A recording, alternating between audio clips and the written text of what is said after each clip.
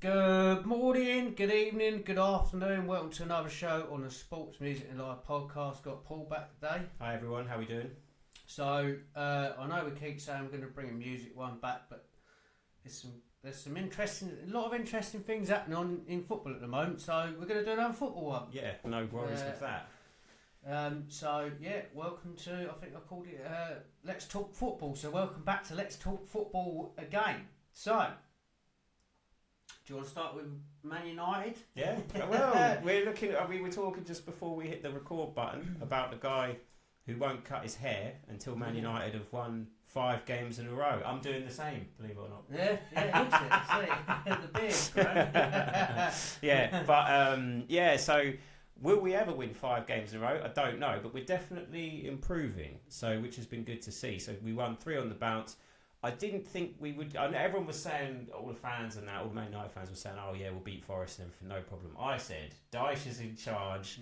He's, it's going to be difficult. It's their first home game under him, so I'm not too unhappy with the point because I think Forest are a lot better than the league position that they're currently in. We've got Tottenham tomorrow at lunchtime, so by the time this goes out, it's going to be slightly out of date. But hopefully we can. I'll take a point against Spurs as well because, normally, years gone past, I'd have said we need to beat them. No, I'm not having that, mate. Sitting there accepting a point off Tottenham. But honestly, last season, I'd rather beat them, but I'll take a point because anyone wants to beat them. Oh yeah, everyone wants to beat them. But we lost to them 4 times last season, so any kind of improvement would be good. Yeah, we lost them twice in the league. We got pasted in the first game under Ten Hag 3-0. I think they scored twice in like 10 minutes or something like that. Honestly, it was like when I was watching it, I thought this was going to be another 6-0. I do remember that. We lost in the League Cup as well, and we lost. I don't remember the second league game. I can't remember that at all. But obviously, we lost the final as well. So 4 defeats last season. If we can just avoid a defeat tomorrow, I'll take it, and then hopefully we can beat. I think we've got Palace at home after that, which is another tricky game. So these are the big tests for Amram actually. If he can come away with these with decent results and keep that unbeaten form, then we've definitely looks like we've turned a corner. Otherwise, if we keep losing, then we're back to square one. Unfortunately, this will be your big test. You've done Liverpool on your run. So Liverpool. there is an argument for saying Liverpool were in really bad form at the time. It was a good time to play them. Yeah. Do you know what? I just realised and remember what we spoke about last time. What did we say? Since Ekatiké's been out of that squad? Yeah. Well, actually, Isak's been out. Injured? Who's injured? And what they started doing? Winning. Exactly. Listen, if you need us, we're in.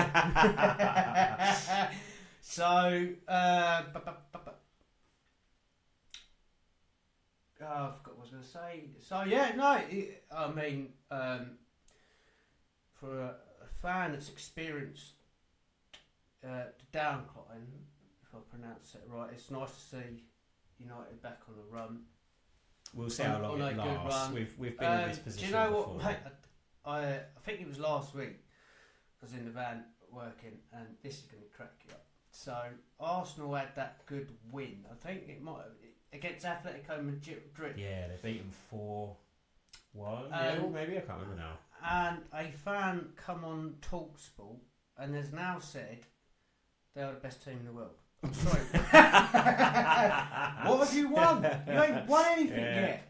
Listen, when you go like Man City on a run like Man City did, although they were lucky a lot of it, but they've done it still. Liverpool, to an extent. Then come back to us. You've won 1 FA Cup, Arteta, and you've done nothing since, and you've bottled the league twice. Well, even Chelsea are world champions, aren't they? Do you know what I mean? World Cup, PSG are the current Champions League holders. Yeah. Arsenal are playing well. Actually playing well. They're doing well. They're getting good results. To be fair, they're grinding it out. Yeah, and. Well, we'll see. I mean, I'm just waiting. I mean, what are they at the moment? What are they? 6? Are they 5? I think. 6 points clear at the top? Yeah, something I like think at the moment it's just, even if they were 20 points clear at the top, I'm still that. 15 points clear a few seasons ago. I'm still threw it away. I'm still expecting them to bottle it. Do you know what I mean? Yeah. So if you can just prove us wrong this season, we'll see. But not the best team in the world, not yet. You got to win the Champions League really to be the best team in the world. But yeah, so I've been listening to a lot of people say it. Carragher, surprisingly, one of them saying it, that they reckon Moses Caicedo is the best player in the centre mid, box to box midfield in the world right now. I mean, he's good, Caicedo is and quality. he's banging. He's really good. But for me at the moment, the two in the Premier League, you've got to have Declan Rice in there with him. Definitely for me at the moment, Caicedo. He's starting to show now why we paid 115 million for him, and he's just getting better and better and better. Yeah, he's quality.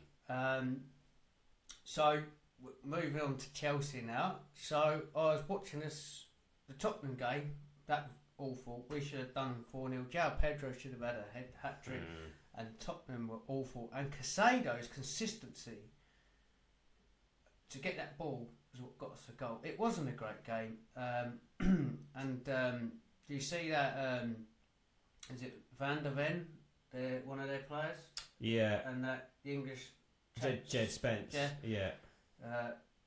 Frank as they's walking off. Walked straight past him, didn't they? Yeah. Didn't even. He'll get booed. Yeah. Listen, you put the crap performance in, and them fans have paid a lot of money. There's no excuses for that, really. And I was a bit worried about it because they're in the better form, but Tottenham done what they've done and they lost to Chelsea. So it's unprofessional from them too, isn't it? I mean, yes. Sorry, what I was going to say, going back to Arsenal, I don't know if I've said it on this podcast or not, but I've always laughed and joked about it. And someone was interviewing Frank Lampard. I think I have said it. I'm sure I've said it on there because it lives with me. This, and they asked him about Saliba and the other centre back for Arsenal. Gabriel. Are they as good as John Terry and Carvalho? And he went, what was his response? Come back to me when they won something. So there you go, Arsenal had that one. But going back to Chelsea, so it wasn't a great game. We got a win, but then I was watching this in the week, and we had Karabag, as someone pronounced it to me. And what I did notice about Chelsea, we were getting torn apart in defence. Oh, really? What I found is because we had Cucurella right up the pitch and James right up the pitch, and it just exposed us so much.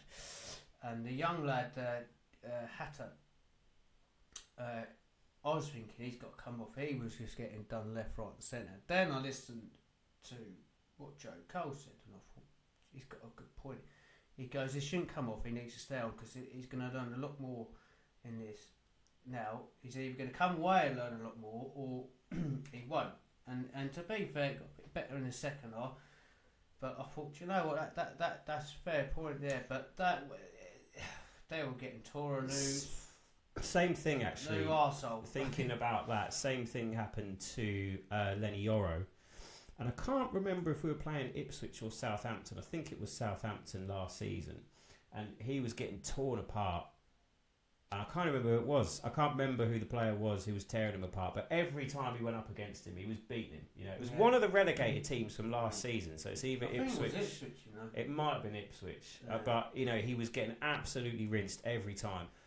But Amorim left him on, and I think it is quite character building when you have a game like that. Do you know what I mean? And I think he still played him in the next game and just went, just get on with it, just learn from it. So because you are that is going to happen to you. You know, obviously, if you're getting absolutely destroyed and you're out there to win, you have to come off. But you know, and do you know what? Right, fair play to Garnacho, because a couple of things were said that he, and this is going to probably wind you up as a Man United fan here, and he's staying extra after training to get better, and I know people say he needs to, mate. To be honest, he's looking all right. I'm not convinced by him yet, but what I was really, really pleased to see, because I know he's been very critical of it by lots of people in football that he doesn't run back and track and doesn't. I think, well, in the last 5 minutes or so of that game, he ran back and he got back. He didn't do nothing when he got back, but the presence was there.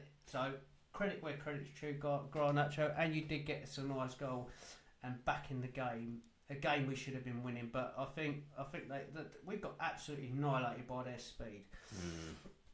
And talking of Joe Cole, so Joe Cole's got a book out too, so looking forward to reading that. Good. Yeah, like Joe Cole. For those who know me or listen to the show, Joe Cole is my favourite player of all time because I remember watching him in the FA Cup, U Cup, and he absolutely he was brilliant. tore a new arsehole on everyone, and it's just a shame of his injuries that he didn't go on to succeed a lot more.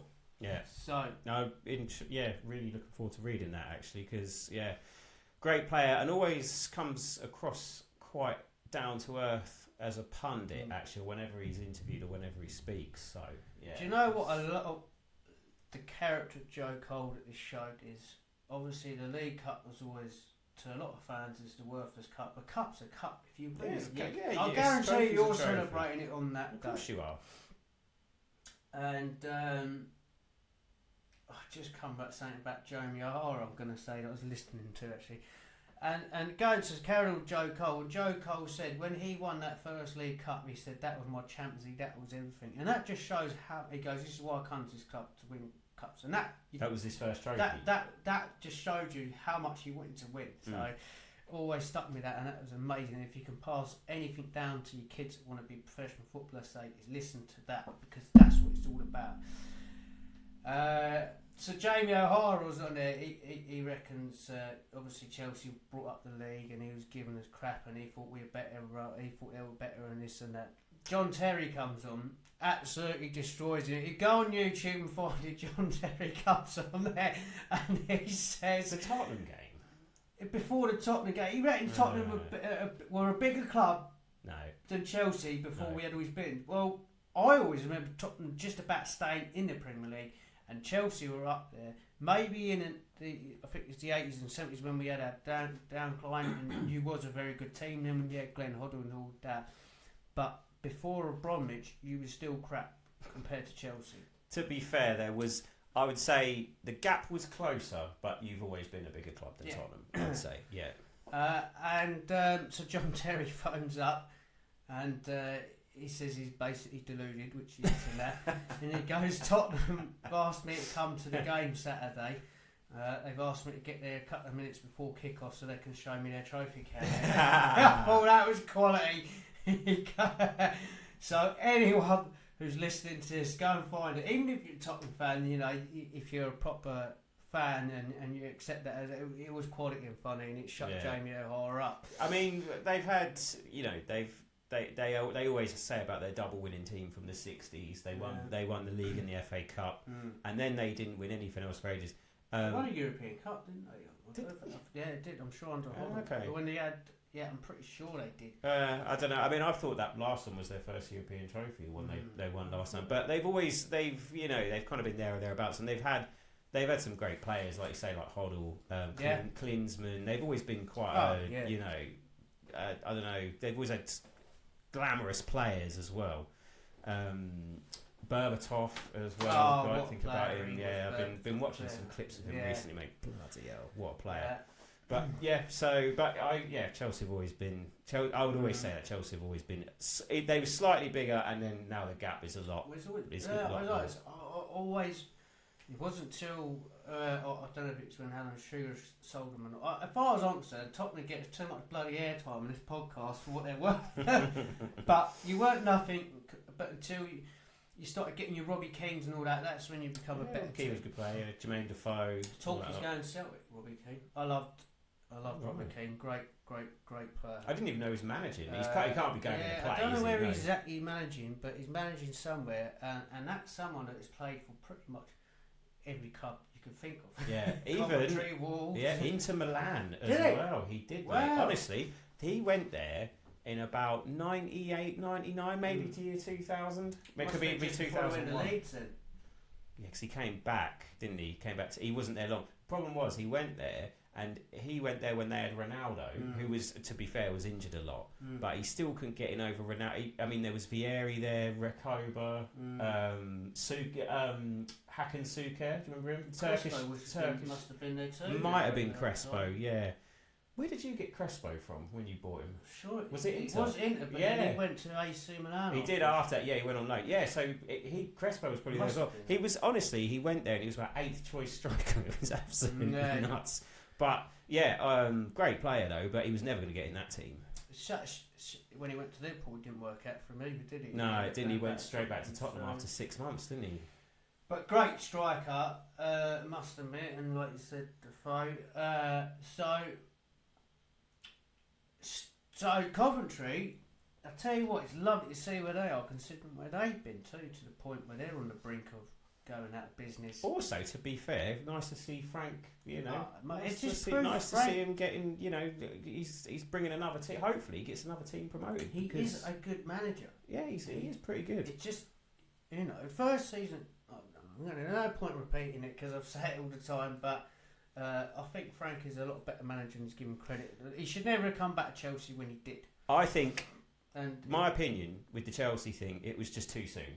Do you know what I mean? Well, I think he admits, and everyone knows, Frank only got that job because we had a transfer embargo. Yeah. And I think a lot of us are quite happy to see the back of Scolari because none of them. Yeah. I don't know any Chelsea fan. Oh, sorry. Sorry, that's it's easy. He did. Scolari did manage you, didn't he? He did after Mourinho. He was crap. He was crap. Sarri was the one after. Yeah, Sarri. Now, no Chelsea fan took to him because you come in and no one wanted Conte to go. I love Conte. I mean, I didn't like him at Tottenham, but they're getting on here again, aren't they? But. Yeah, I love Conte, and not one Chelsea fan wanted to see him go, and he went for no, and it was harsh how they treated him. It was disgusting, really, because he didn't do nothing wrong to go. But and he was the last manager that went to the Premier League too. Yeah, he was. Nearly 10 years ago, you know. Yeah, Must be this to be 10 years this season that Leicester won the. That's nuts. It won the Premier League. Well, because we won it the year after him, 2016-17. I believe. That's crazy. So Coventry are top. Middlesbrough too, they was challenging, but they've dropped now. So Stoke have gone second. Stoke would be in the Championship. Stoke would be funny if they came back. Talking about Stoke, I think it was Steve Sidwell actually on a Chelsea game commentating, and he was saying that.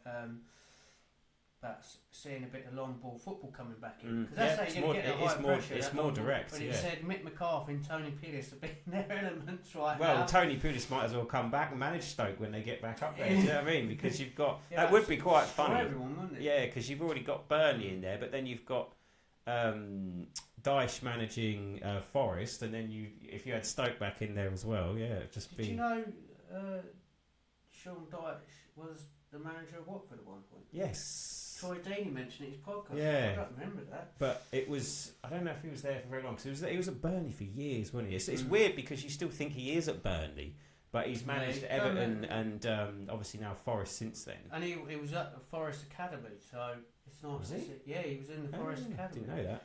So, this one cracked me up when I heard this. So Wolves had just sacked that manager. Yeah, Pereira.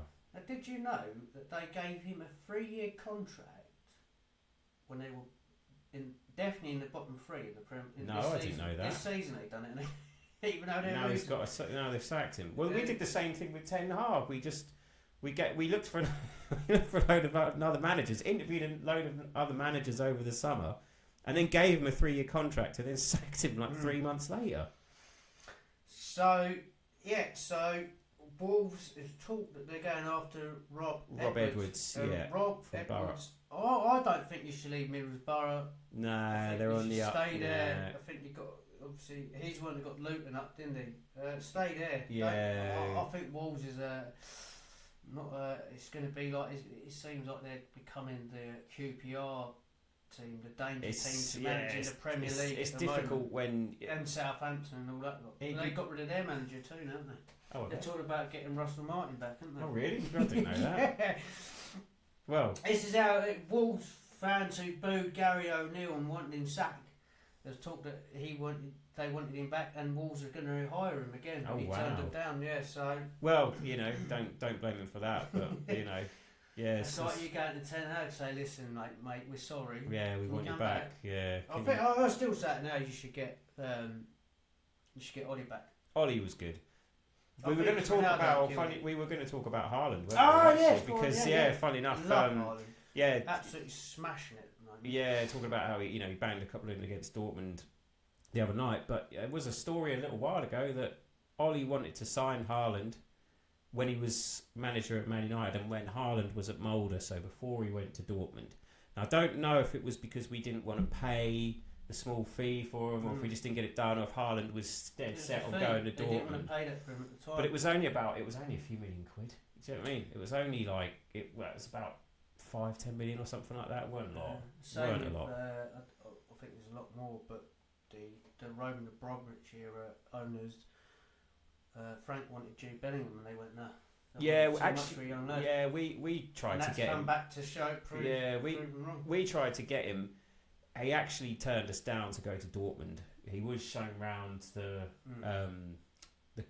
facilities and Carrington and all that lot, but he turned us down and went to Dortmund and then went to Real Madrid. But I just don't rate Bellingham that much. Do you know what I mean? Bellingham. I think he's gone too Spanish for it now for me. He's in a pansy, basically. I mean, well, they all like it. It's not when we were growing up and watching it. You smash Vialli will go and smash you. Dennis Wise will certainly be kicking you up in the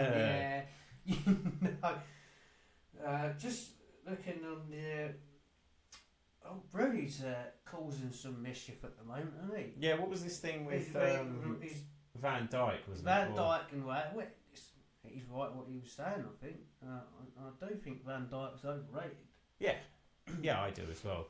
Someone I listened to on YouTube was calling him the Dutch Chris Smalling. To be fair, Smalling was underrated. I thought Smalling was a good player. But is he AC Milan? Oh no, he's gone. He was at Roma. Oh, Roma. And then he's not a Roma anymore. He's I think he might have gone Saudi actually. I can't remember.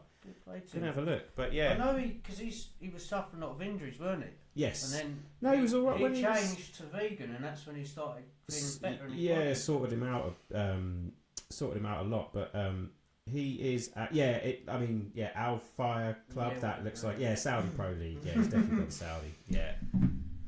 So looking here, Maresca responds to Rooney's rotation criticism. I know. Do you know what? I ain't even read that, but I'm going to agree with Rooney. I think Maresca's tactics has cost us a lot of games. A lot of games, I think.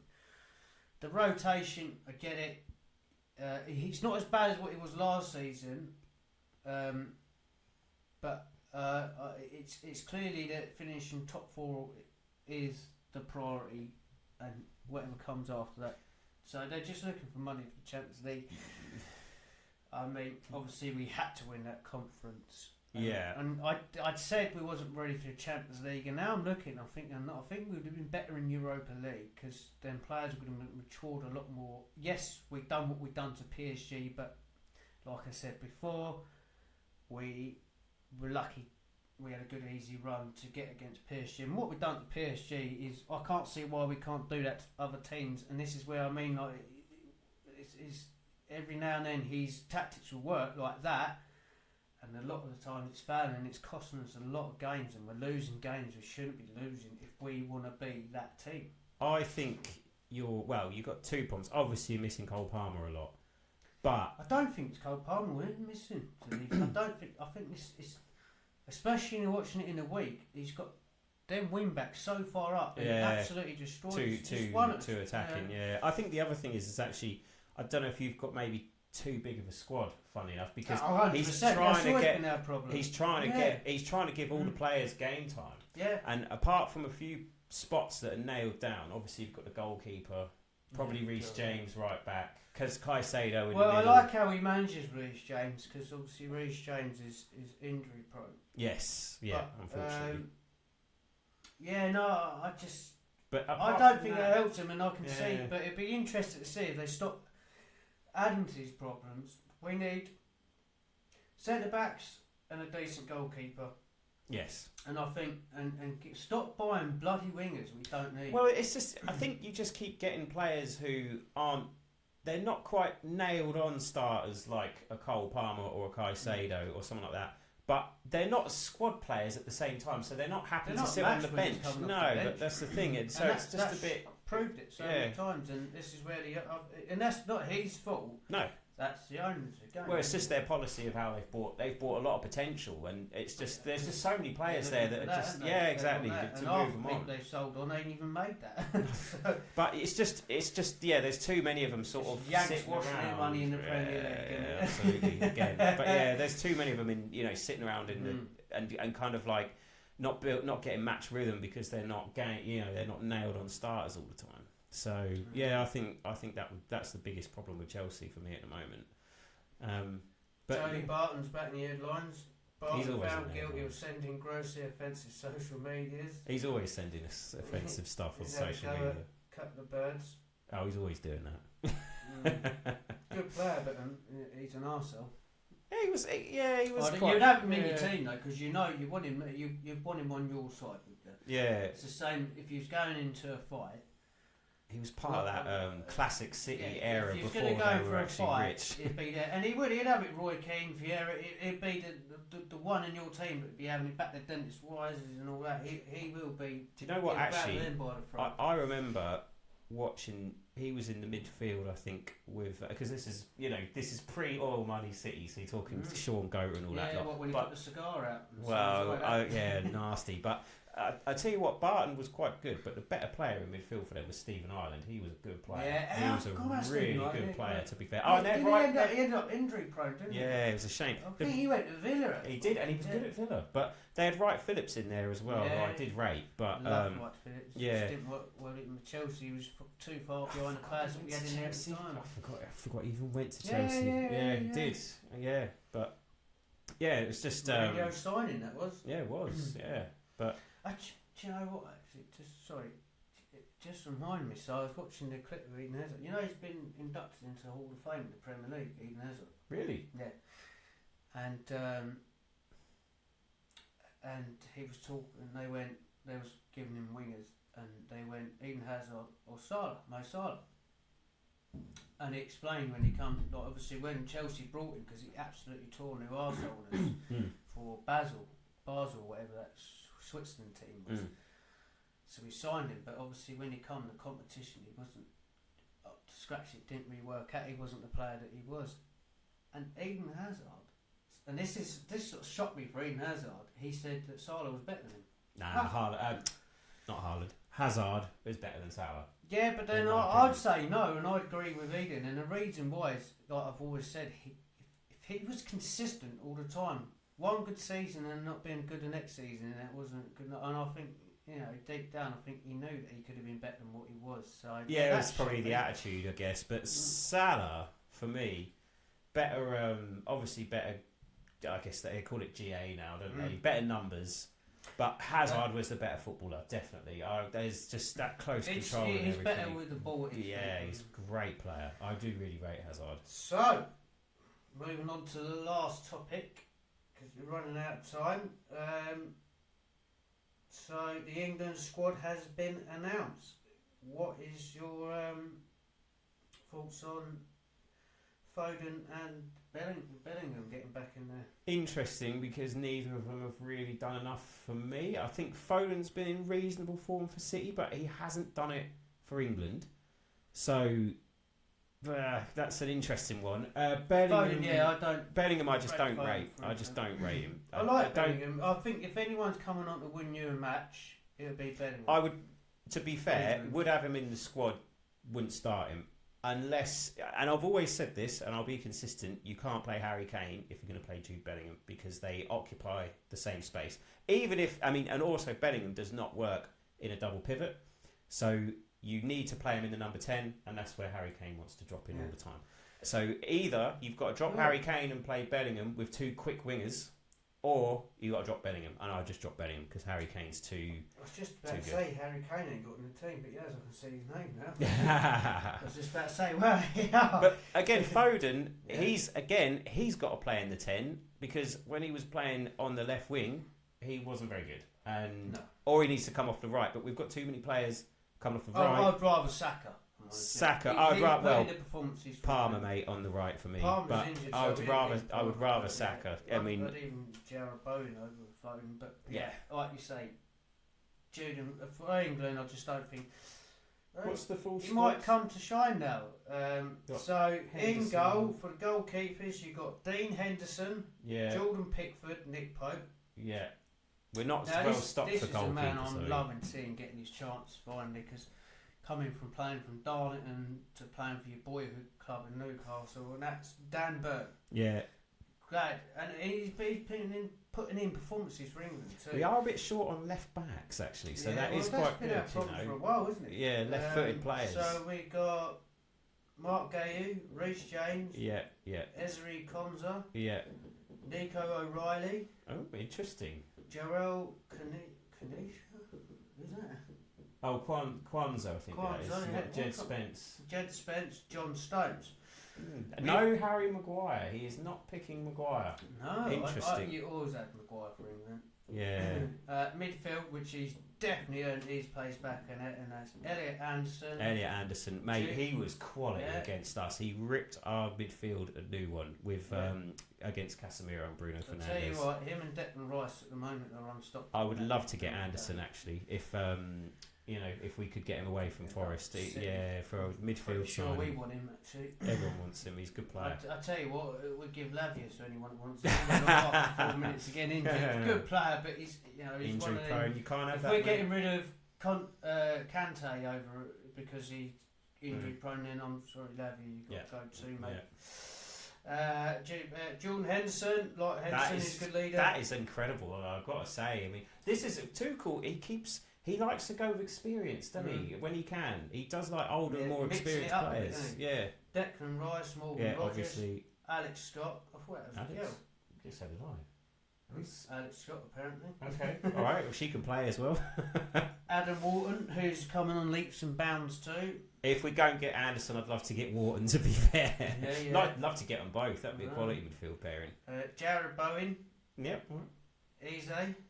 Yep. Phil Foden, Anthony Gordon, loving Anthony Gordon. Yeah, Gordon. Absolutely amazing player. Harry Kane. Yeah. Your star man, Marcus Rashford. He is in form at the moment, to be fair. And Saka. And that is fair enough. Yeah, fair enough. Well, it'd be interesting to see who he takes to the World Cup. Yeah. It's not going to be. I think he is going to go for experience in that. Even though I'd love to see someone I think he's going to do what he's doing, and I think he's going to mix it up. Yeah, I'd love to see someone like Grealish get back in. But yeah. Do you know why? If you're choosing, then play it. Like Foden and that. Well, Grealish has been back in form well before. Yeah, he's quality, Grealish. I'd love to see him back in the team. It just something a bit different. Do you know what I mean? Something he'll come on and he'll win you something. Well, he'll get you a goal. Yeah, they're the game changers. And for me, Phil Foden for England isn't a game changer. I'll tell you, no, he's not. And the thing is with Grealish, he always wins free kicks. And if you've got Declan Rice, who's whipping the kind of balls in that he is at the moment, Aaron Maguire under at the end of that. This just makes sense. You know what I mean? You might as well give yourself the best chance. Yeah. So, I think we covered everything on Let's Talk Football again on the Sports Music and Life podcast. Thank you for listening. Like and subscribe. All that stuff. Share, ring the bell, put the thumbs up, and all that nonsense just to get the channel growing. So thank you very much for listening, and we'll come back in a couple of weeks' time with a football one, I reckon, again. Thank you very much.